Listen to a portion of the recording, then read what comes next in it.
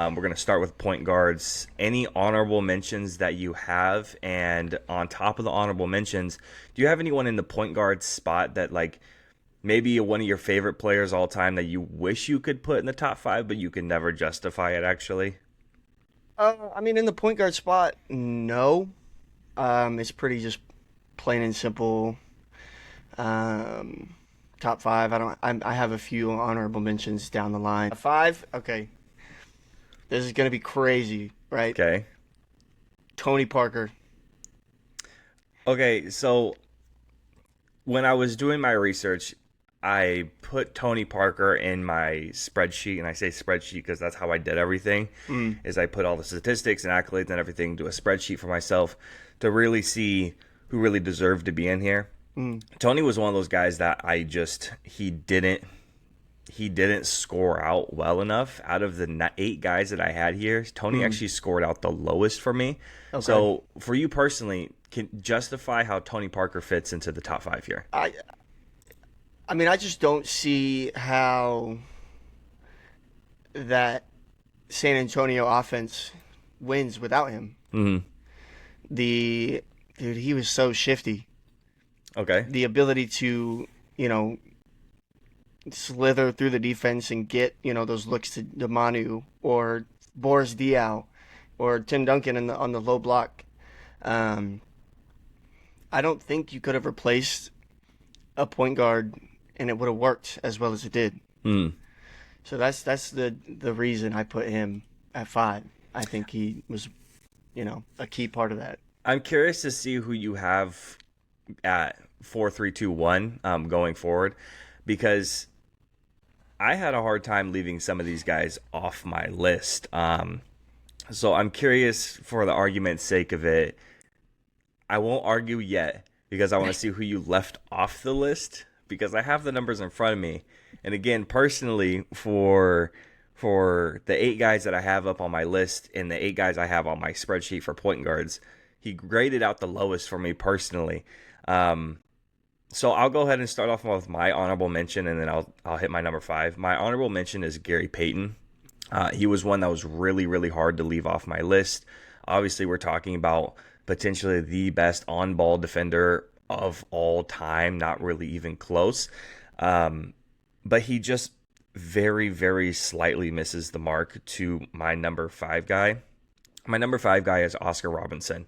Okay. Now, I can hear a lot of groans and ugh from people because you don't watch some of these guys, right? You can look up highlights and some film stuff on guys from like Oscar Robinson, Magic Johnson, even looking further down the list at shooting guards, George Gervin or Clyde Drexler, even further down. So what you have to do for me personally is my eyes are going to be the number one source of how I grade these guys out. So if I've watched you guys like Steph, guys like Chris Paul, guys like Kobe or D Wade, those guys, if I've watched you, that's going to be my number one source of how I grade you out. Right. If I haven't watched you, that's when it comes down to the numbers. The numbers are going to be everything. And the things that I put on my numbers are going to be championships, MVPs, DPOYs, all NBA selections, all defensive selections, scoring leaders. So times you've been a scoring leader, times you've been an assist leader, rebounding leader, steals leader, blocks leader, and what your career points per game, assists per game, rebounds per game, steals per game, blocks per game, and then field goal percentage and 3-point percentage. And then you have additional accolades that score into that a little bit as well. So then I have a unique point system that kind of accumulates all of it. And if it's a close point system, so let's say one guy's like a 1.05 and another guy's like a 1.0. If I think the one guy's like a 1.0 is probably a little bit better, but the one guy just scored slightly better, I'm going to put the other guy on top because of additional accolades. So for Oscar Robinson, for me personally, so looking, I mean, we're talking about the Big O. We're talking about the original triple-double machine before Russell Westbrook was the guy who got the triple-doubles. We're talking about a guy who is a one-time champ, one-time MVP. He's an 11-time All-NBA selection, which is tied for the most for the eight guys that I picked up. He's tied for the most for All-NBA selections there. He's never been an All-Defensive selection, so a little bit knock on him, but he's been a 6-time assist leader, 25.7 points per game, which is the most points per game out of all of the 8 guys that I selected. 9.5 assists per game, which is the third most out of the guys I selected. 7 rebounds per game, most out of the guys I selected.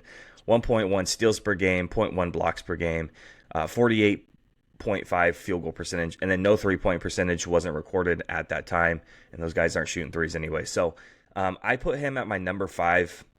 Some guys have him a lot higher, but again, some of the guys that I have ahead of him, like my number 4, my number 1 guy, I've watched those guys play, and I'm not going to justify someone I've never seen before and grades out lower than those guys, putting him into any higher than the number 5 spot. So, number 4 for you? John Stockton. Okay, I have John Stockton a little bit higher. John Stockton is my 3, so go ahead and talk about John. I think it's hard to discredit the all-time assist leader and steals leader. 11 NBA All Selections, 10 All Stars, 5 all defensive second teams. I mean, granted, they didn't, take it this far to win a chip, but his records will not be touched. I don't think anybody's getting that assists or steals record. Yep.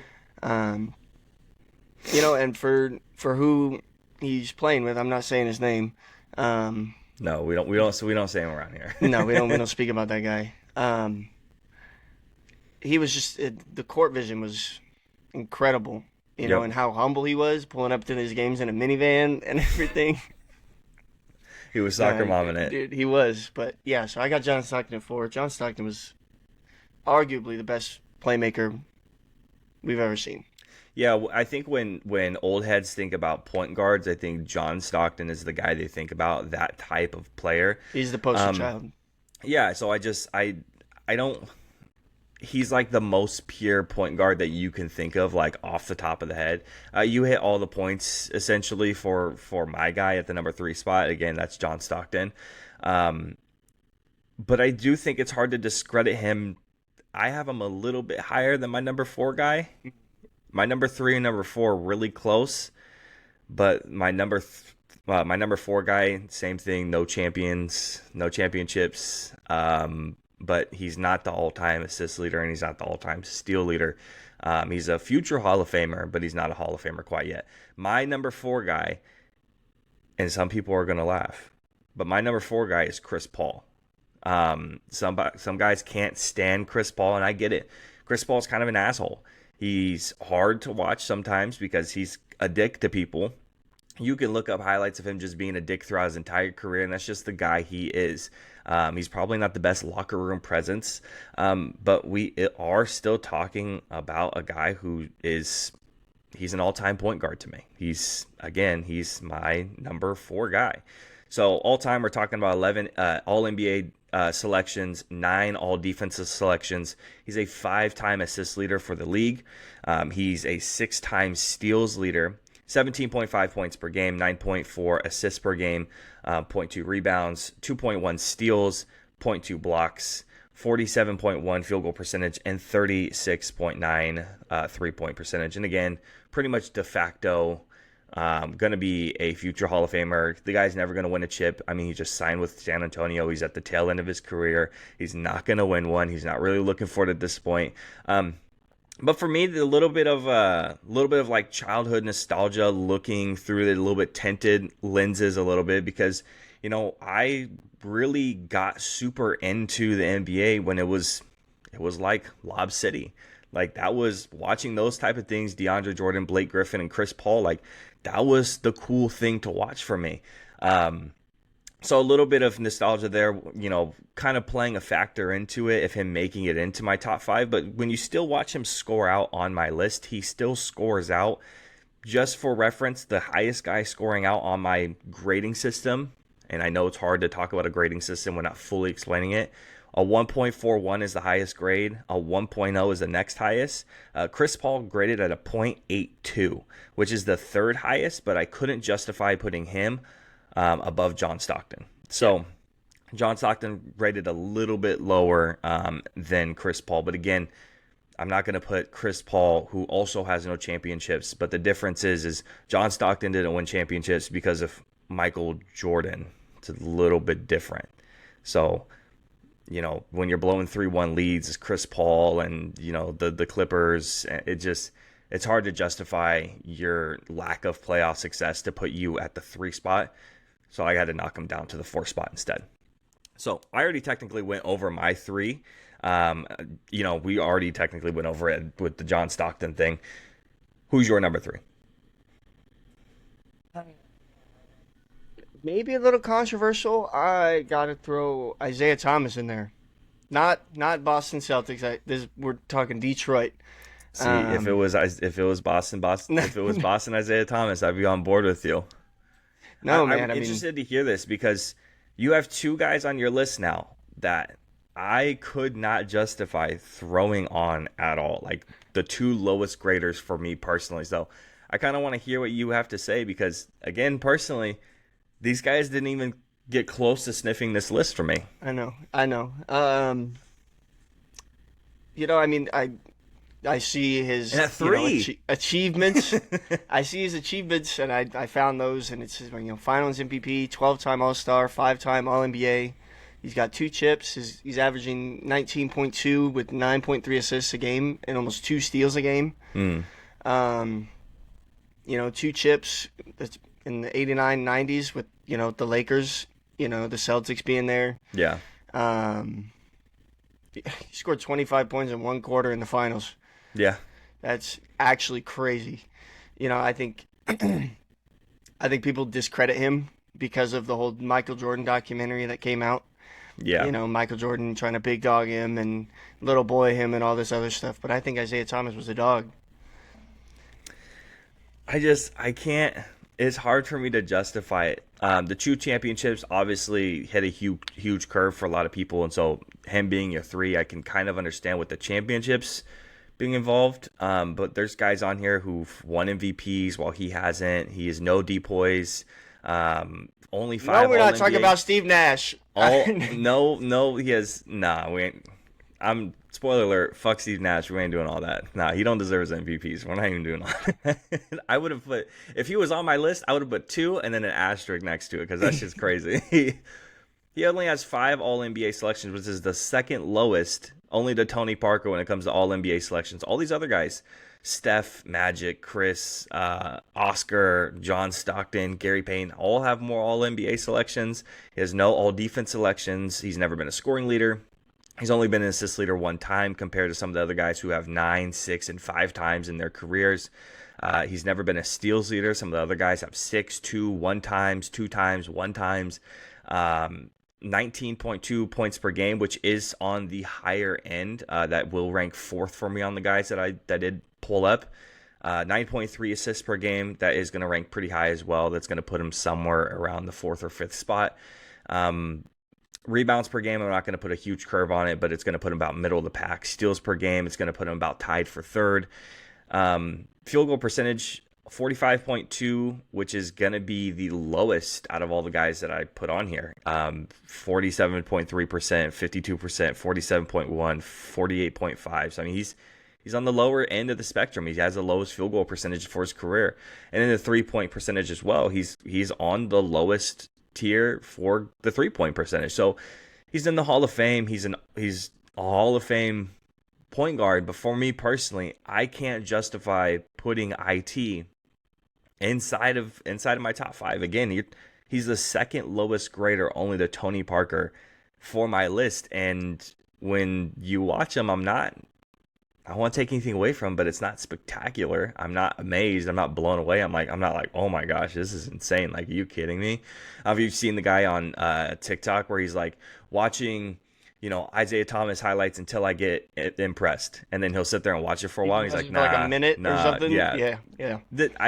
That's how I feel watching his highlights. Until I get impressed, I can get through a 6-minute video and be like, I don't know if I was impressed to stop the video quite that much. So I get it. I respect it. We already went over John Stockton at my 3, so I'm not going to have to go and rebring all that stuff up again. Yep. Go ahead and what's your 2? Because the 2s and the 1s are going to be exactly the same. Yeah, I think I don't know if we did the exact same numbers 1 and 2, but I did Magic Johnson. Okay, so Magic's also my 2. Steph is my 1, so Steph is also Yes. your 1. Okay, Yes. and this is going to be controversial for some people. Old heads are not going to Yeah, like sorry, that at all. sorry, old heads. I They're going to be apologize. very, very, very upset. And full disclosure, Magic Johnson was my highest graded player on the point system. He was my highest graded player for point guards. But when I said at the beginning of the video, is my eyes do the talking for me. That's the highest graded system. And when I watch Steph, 2016 Steph is the scariest player maybe outside of 2018 LeBron, 2013 LeBron. Like, he's one of the most dominant, scary players of all time. It's like, dude, do you throw up your hands and go, what do you do? It's like LeBron driving into the paint and you can't stop a freight train. Yeah. Like, it's like Steph shooting the 3 back in 16, 17, 18. You can't stop the dude. Obviously, you can't stop him now, but like in that 3-year stretch, it was almost impossible to stop him. So First that's unanimous my ever justification. MVP. Yeah. So go ahead and rattle off Magic and Steph. Okay, so I mean, excuse me. Obviously, Magic, 6'9" as a point guard in the 80s and 90s is crazy Ahead of his time. and way ahead of his time. Yep. 19 and a half, 11.2 assists, 7 rebounds. Obviously, it could have been more. 2 steals a game, 3 Finals MVPs, 3 MVPs, 10 All NBAs, 4-time assist leader, Yep. 2-time steal leader, 5 chips. Yep. Obviously, playing on one of the top teams to ever be assembled. You had Kareem, you had Nick Van Exel, and all those other guys, and even played center in one of the finals, which is very impressive. Yeah. He won a chip as a rookie, right? Yeah, And he won Finals MVP as a rookie. Yeah, so, so that's special. what was he putting up in some of his finals games? 40, 17, and 9 or something insane. Like, yeah, it's a nutcase. yeah, I mean, it is. But it's hard to justify it. But when I compare him to my glorious king, points per game, he got 24.6, 6.5 assists, almost 5 rebounds, 1.6 steals, 9 All-Stars, 9 All-NBAs, 2 scoring leaders, 1 steal leader, only 1 Finals MVP. He got robbed. Yep. But when you look at the influence of the game, there's nobody higher. Nobody's more influential than Steph Curry at influencing the game today. Nobody's higher. Absolutely not. Unfortunately, he can walk around London and not be noticed, which is kind of shitty. Did I cut out? Right. Yeah, you're good. You're good. But no, so I think it's hard to take away from what he's did because as you said, 2016 Steph. Even you look at 2022 Curry. He told 2 of the Boston Celtics. He said, "Hey, enjoy your last win." Yep. And they won 3 straight. So they're those Cavalier Warrior days of the finals, straight back to back to back. Those are probably some of the best, if not the best, finals we've ever seen and will ever see. Obviously, those 2 guys are coming to a close on their career, but I don't know. It's hard to knock him with to the 2 spot. He's I get he's it. got the threes record. He's got 4 chips, and what he did for the Warriors franchise. Obviously, I think about it quite often. The Timberwolves fucked up that bad. Mm-hmm. They had the 5 and the 6 pick or whatever it was, and they picked Ricky Rubio and Johnny Flynn. Yep. I totally understand it. Now, looking at it from the other side, arguing from the other perspective, and I have the same ranking as you, right? Magic 2, Steph 1. My eyes do all the talking for me. For all the old heads, I'll argue for you for a minute. When looking at the 8 guys that I have listed out here, once again, the 8 guys are Steph, Magic, Chris Paul, Oscar Robinson, Isaiah Thomas, John Stockton, Tony Parker, and Gary Payton are the guys I selected. Magic Johnson has the most championships with 5. He has the most MVPs with 3. He has 10 All-NBA selections, which ties for second with Steph. No All-Defensive selections, same as Steph. He's never been a scoring leader. Steph has 2. He's a 4-time assist leader, and then Steph has 0. Never been a rebounding leader. None of the guys on the point guard list are going to be rebounding leaders. He's been a 2-time steals leader, with Steph being one. And when it comes to points per game, he ranks third among the guys at 19.5, compared to Steph being second at 24.8. Oscar Robinson leads the pack at 25.7. Assists per game is going to be 11.2. That's the all-time assists per game record for a career, is 11.2.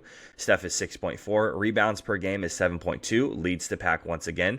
Steph is 4.7. Steals per game is 1.9, is third in that category, with Steph being 1.5. Blocks per game is 0.4, Steph being second on that list, and Magic being number one. Field goal percentage, Magic being ahead of the pack, 52% field goal percentage. And then 3-point percentage is 30.3. So looking at the scoring metric, Magic scored out at a 1.4, while Steph graded out at a 1.0. My eyes did the making up for the other 0.41 in my eyes. Steph being super duper influential to the game-changing player from the time he was drafted, after his whole ankle injuries and his tendencies to not be on the court because of that. Once it really got into full swing, he never really stopped. And we're talking about the most threes all time, most threes in a season. He's a future Hall of Famer.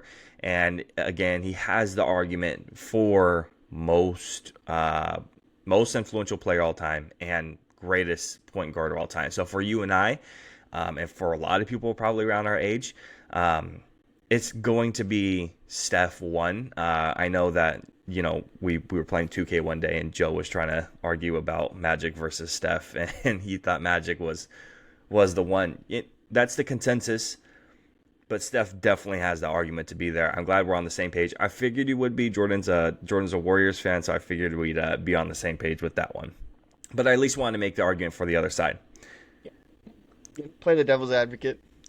The only player I wish I could put inside my top 5 is one of my favorite point guards, my favorite point guard of all time, and I can never ever justify it. Derrick Rose. Rajon Rondo. Oh. As I love Rondo. He's my favorite player. He's the guy that got me into basketball. I mean, we're talking about, I got into basketball when the Celtics were, Rajon, Avery Bradley, Jared Sullinger, guys who are not good at all. We're out of the league a couple of years later. So I wish I could put Rondo in there because he's the guy who got me into basketball. But I would never, ever, ever be able to justify it.